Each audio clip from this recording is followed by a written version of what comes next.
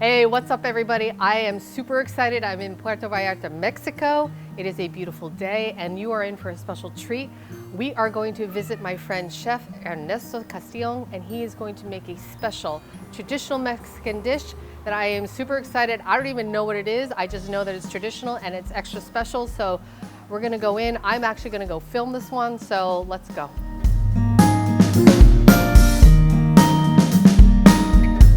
Okay, so I'm really excited about this recipe because it's one of my favorite Mexican dishes and one of the most emblematic dishes for our culture. And today we're gonna be making chiles en nogada. First we have the poblano peppers, they're right here. We also need onions, tomato, a little bit of garlic, maybe 2 cloves of garlic. It depends on how garlicky you like your food. And for the stuffing, we need parsley, pine nuts, sliced almonds. Now these are the very exotic ingredients. This is called acitron. Acitron is a type of root that it's, the way they cook it, it's you boil it with sugar and it comes like candied a little bit. Here we have orange skin, also it's candied. What they do is they cut a hole into the orange, they take everything out and they boil it for hours and hours with sugar until it becomes like this, hard. We also have lemon zest, also candy. For the nogada sauce we used pecans, we use cream cheese, a little bit of milk, white wine, sugar, and cinnamon.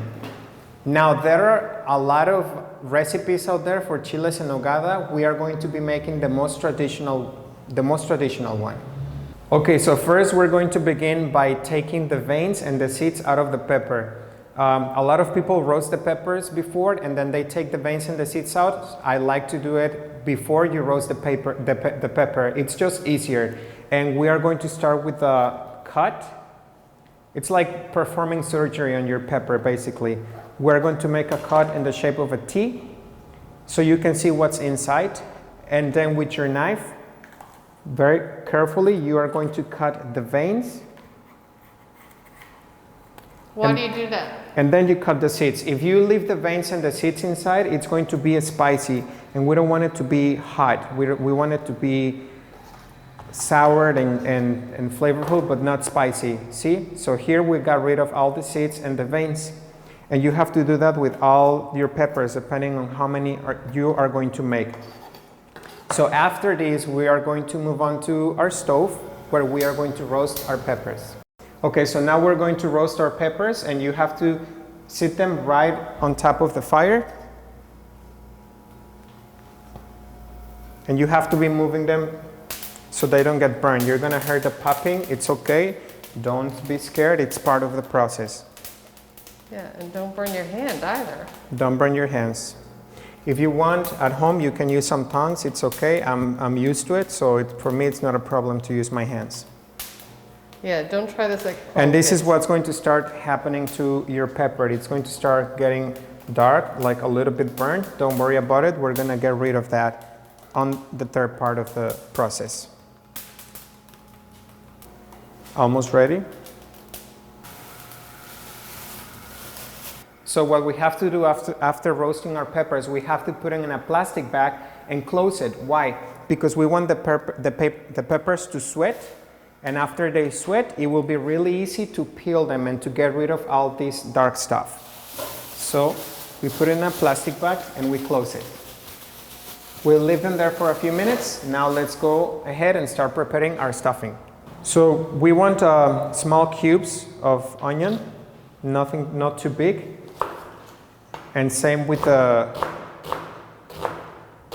tomato. What kind of onion is that? It's just a regular white onion.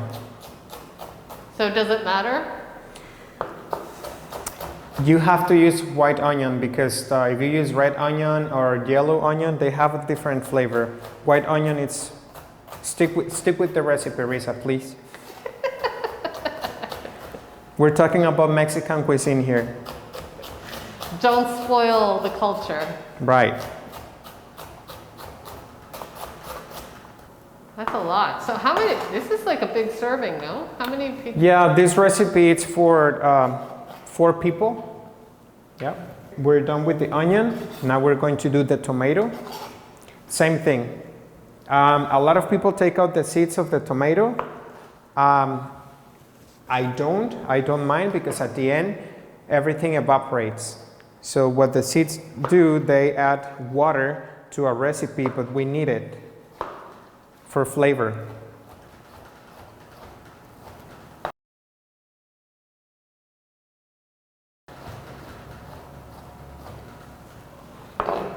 This recipe, it's got a lot of ingredients, but it's worth making it.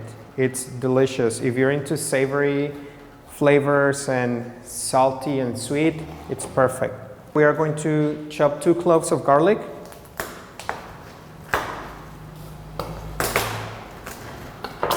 Have to peel them first. Oh, so you do it the same way I do it, where you smash it and then peel it.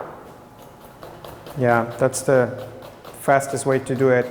Or you can get a fancy machine like Daniel did to peel garlic. After chopping all the salty stuff, we're going to move on with the sweet stuff, which is the orange, the acitron, and the lemon. These you want small pieces. Why? Because it's sweet, so you don't want big pieces because everything it's sweet. So we're gonna try to do small cubes. You can only buy this in Mexico, huh? Yep, these ingredients you can only find them here in not only in Mexico but also in very particular places like the market. I met Daniel the other day. At the local markets, you won't find these at the big grocery stores. And now we move on with the acitron. What is acitron? Acitron, it's a root. It's kind of like I will say like a potato, but it doesn't have as much flavor as ayuca also. And they do the same thing. It's the same process. They boil it and then with sugar. That's how they get to preserve the acitron for a long, long time. Okay, another ingredient that this recipe has, it's fruit. A lot of people add raisins. Like I said, you're going to find a variety of recipes. We're making the most traditional one. We need an apple for this one. You can use red apple, green apple, just an apple. A lot of people like to add peach to it or other fruits, but like I said, today we're going to do just one with apple. I like to take the skin off. It's better when you're eating it.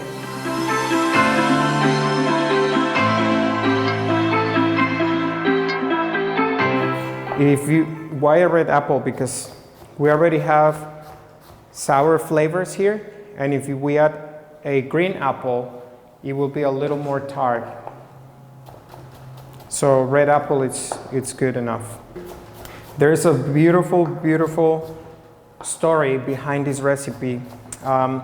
This recipe was originally created by the Augustine nuns in Puebla while the Mexican independence was happening.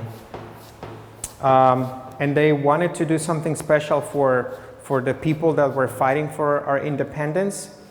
And they decided to throw a feast for everybody who was passing through Puebla. And they did it with the ingredients of the season. So it was created by the nuns, and they thought of making something for the warriors that were fighting for our independence, like I said. So that's how they came up with this. And at the end, when I present the dish to you, you will realize something very beautiful. Okay, so we are done with the chopping. Now we are going to start cooking. So we are going to add a little bit of olive oil,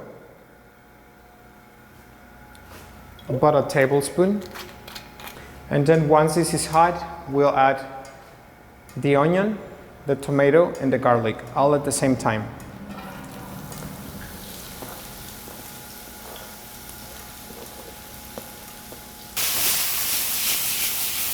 We need to add a little bit of salt and pepper, like I said, to your taste.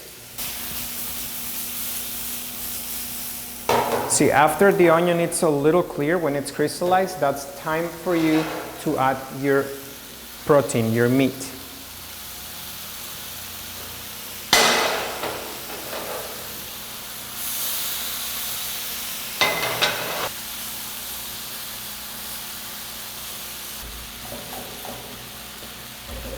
This takes about 10 to 15 minutes. It depends on how strong your fire is, but no more than 15 minutes. So, but this is a pretty big fire. This is on high. Yeah. So after your meat is almost done, almost finished, we are going to start by adding the fruits. Okay, so now it's when we add the apple, the orange, the lemon zest, acitron,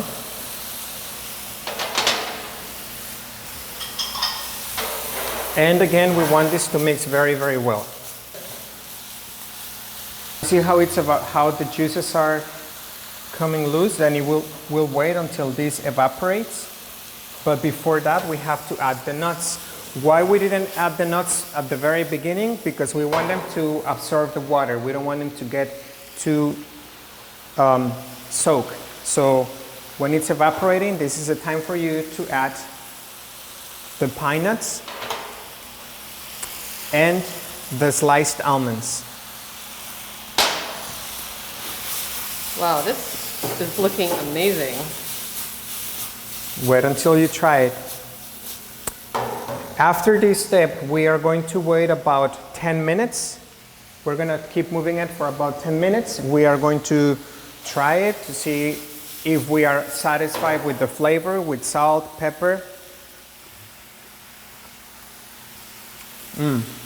It's perfect. Okay, so after the 10 minutes, as you can see, it's already dry. There's no water in it. So now it's the time for us to add some parsley to it. We add the parsley and we mix it for no more than 3 minutes because we just want the parsley to add some freshness to our dish. Not only because I am Mexican, but I love Mexican food because it's so flavorful. It's got so much, for me, I always say it's got soul. It has a lot of soul. It's more than tacos and burritos. Right. Much more than a taco and a burrito.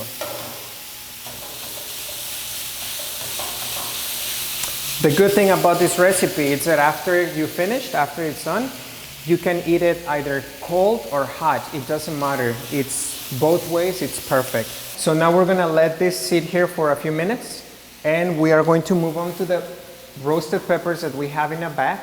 We're going to peel them and I'm gonna show you how to do it. As you can see, it's very easy to peel them using your hands. A lot of people like to use a little piece of fabric, that's fine, but personally I just think it's best to do it with your hands. They get a little messy, but then you can always wash your hands afterwards. Oh, so you're just wiping them? Yes, exactly. So it keeps it nice and soft, but then you don't have the burnt taste. Yeah, it gets a smoky flavor, so that's what we want. We don't want to overcook the peppers because then they will be mushy and we don't want them like that. And we are going to move on to the sauce, the famous sauce. That's what Nogada, it's the name of the sauce. A lot of people make the mistake that it's the name of the chile, the pepper. No, Nogada, it's the name of the sauce that goes on top of the chile. Okay, so now we're going to use 200 grams of pecans. We are going to put everything in the blender to make our famous Nogada sauce. We are going to add a bar of cream cheese. Oh my goodness. 190 grams. We are going to add about half a cup of milk. This will depend. Sometimes it can be a little more, sometimes a little less. I'm going to start with half a cup. We'll take it from there. And also we are going to add a touch of white wine. A lot of people like to add all different liqueurs like Jerez or vodka, but personally I like with white wine better. And we need to add a pinch of salt and cinnamon. How much cinnamon? As you wish.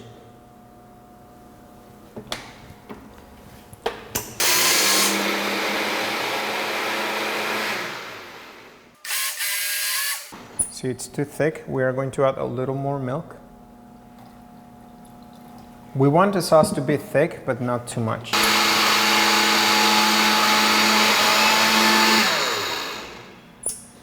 At this point, we are going to add 2 teaspoons of sugar.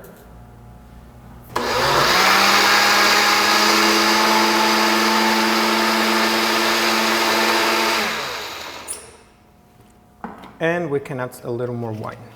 Because why? Just because. Why not?